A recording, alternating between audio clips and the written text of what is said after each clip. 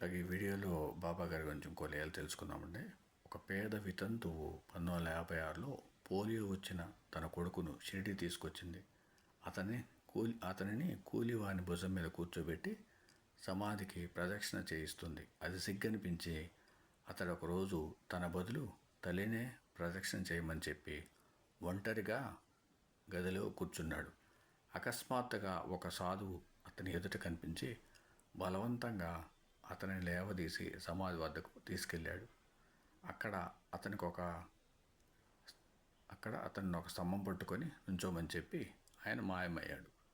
తర్వాత కొడుకు తనతో కూడా నడవడం చూశాక కానీ తల్లి అతని మాట నమ్మలేదు. అది బాబాగారి దయ వల్ల అతను పోలియో వచ్చిన అతను కూడా బాగా నడుస్తున్నాడు. ఓం సమ సద్గురు సాయినాథ్ మహారాజ్కి జయ. ఓం సమ సద్గురు భరద్వాజ్ మహారాజ్కి జయ.